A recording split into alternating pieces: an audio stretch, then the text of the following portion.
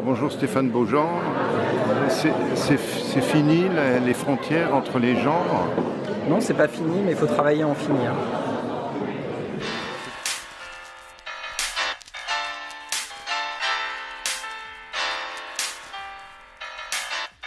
C'est-à-dire que je pense qu'il faut aujourd'hui démultiplier les initiatives visant les lecteurs de manga à aller vers le comics, les lecteurs de comics à aller vers la bande dessinée franco-belge, et vice-versa.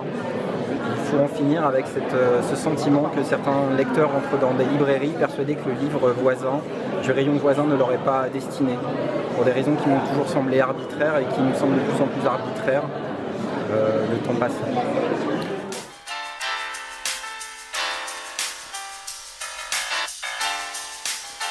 Pour être tout à fait franc, j'ai aucun pouvoir sur la sélection. Mais qu'est-ce que vous en pensez?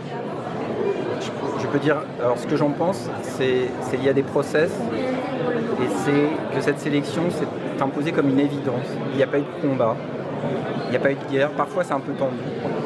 Et ce qui est fou, c'est que quand on est confronté à, je crois cette année, je ne voudrais pas dire de bêtises, mais pas loin d'un millier de livres, on se rend compte qu'il y a tout un tas de créations incroyables qu'on ne peut pas voir si on n'a pas pour mission d'aller fouiller dedans et de voir ce qui s'y est fait bien.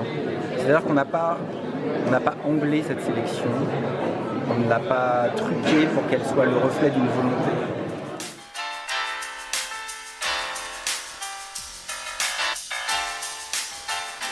J'en sais rien. J'ai l'impression que cette année, il va y avoir une vraie mobilisation pour les femmes. Ce qui me réjouit me fait peur à la fois. Parce que parfois, élire un artiste sur son genre ou sur ce qu'il représente en tant qu'être humain, c'est invisibiliser ce qui me semble le plus important, c'est-à-dire sa valeur d'artiste. J'ai toujours très peur pour les artistes qui sont projetés sur le devant de la scène, pour des raisons premières qui ne semblent pas être leur création. Mais si une femme pouvait gagner cette année, je pense que ça ferait vraiment du bien à cette liste de Grand Prix qui n'est faite que d'hommes.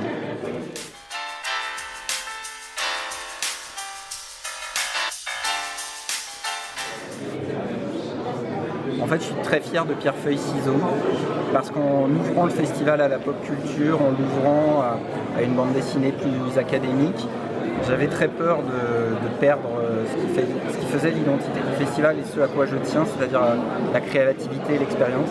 Je suis très content qu'on ait pu intégrer Pierrefeuille-Ciseaux au festival, quelque chose dans lequel j'ai absolument rien fait, mais qui pour moi le gage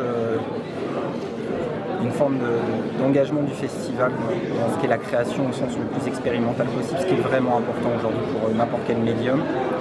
Et sinon, à titre personnel, je suis à la fois très fier et très épuisé par l'exposition de Richard Corben, puisque je l'avais confié plusieurs fois, c'est une exposition que j'avais prévu de faire en 2021. C'est un auteur que j'adore, parce que pour moi c'est un incompris et j'ai beaucoup de tendresse pour les incompris. Et voilà, d'avoir trouvé 22 collectionneurs répartis partout dans le monde qui s'investissent dans la création d'une exposition à l'autre bout de la terre pour certains alors qu'ils ne vous connaissent pas. D'avoir réussi à convaincre Richard Corben de nous prêter des œuvres, avoir réussi à convaincre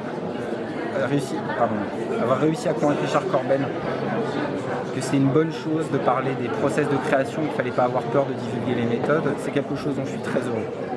Parce que, vous le savez, Richard Corben est un mystère et ça, c'est bien qu'on arrive parfois à lever le voile sur un mystère. Donc voilà, c'est peut-être... je suis fier de beaucoup de choses, en tout cas je suis très content de beaucoup de choses plutôt.